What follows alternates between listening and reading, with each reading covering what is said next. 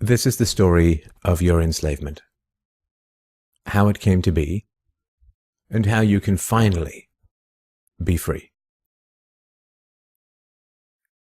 Like all animals, human beings want to dominate and exploit the resources around them. At first, we mostly hunted and fished and ate off the land, but then something magical and terrible happened to our minds. We became, alone among the animals, afraid of death and of future loss. And this was the start of a great tragedy and an even greater possibility. You see, when we become afraid of death, of injury and imprisonment, we become controllable and so valuable in a way that no other resource could ever be. The greatest resource for any human being to control is not natural resources or tools or animals or land, but other human beings. You can frighten an animal because animals are afraid of pain in the moment, but you cannot frighten an animal with a loss of liberty, with torture or imprisonment in the future, because animals have very little sense of tomorrow. You cannot threaten a cow with torture or a sheep with death. You cannot swing a sword at a tree and scream at it to produce more fruit, or hold a burning torch to a field and demand more wheat. You cannot get more eggs by threatening a hen, but you can get a man to give you his eggs by threatening him. This human farming has been the most profitable and destructive occupation throughout history, and it is now reaching its destructive climax. Human society cannot be rationally understood until it is seen for what it is: a series of farms where human farmers own human livestock. Some people get confused because governments provide healthcare and water and education and roads, and thus imagine that there is some benevolence at work. Nothing could be further from the reality. Farmers provide healthcare and irrigation and training to their livestock.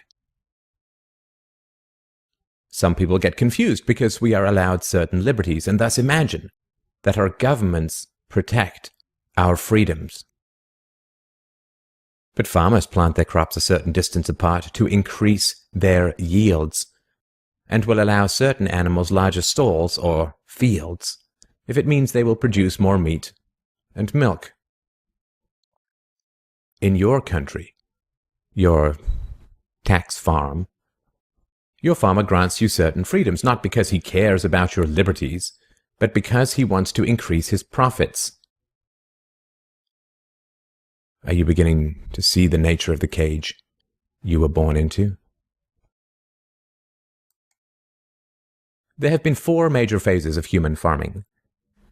The first phase in ancient Egypt was direct and brutal human compulsion. Human bodies were controlled, but the creative productivity of the human mind remained beyond the reach of the whip and the brand and the shackles. Slaves remained woefully underproductive and required enormous resources to control. The second phase was the Roman model, wherein slaves were granted some capacity for freedom, ingenuity, and creativity, which raised their productivity. This increased the wealth of Rome, and thus the tax income of the Roman government, and with this additional wealth Rome became an empire, destroying the economic freedoms that fed its power, and collapsed. I'm sure that this does not seem entirely unfamiliar.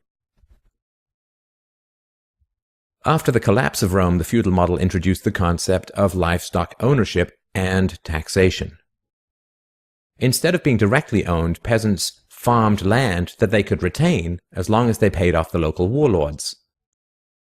This model eventually broke down due to the continual subdivision of productive land and was destroyed during the enclosure movement when land was consolidated and hundreds of thousands of peasants were kicked off their ancestral lands because new farming techniques made larger farms more productive with fewer people.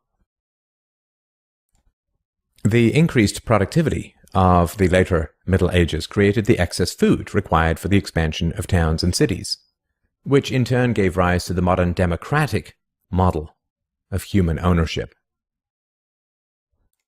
As displaced peasants flooded into the cities, a huge stock of cheap human capital became available to the rising industrialists.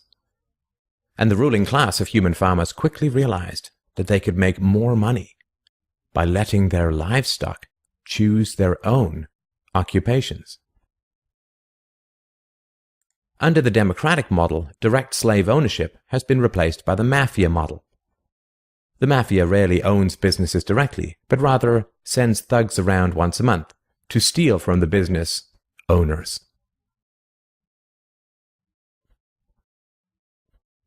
You are now allowed to choose your own occupation, which raises your productivity, and thus the taxes you can pay to your masters.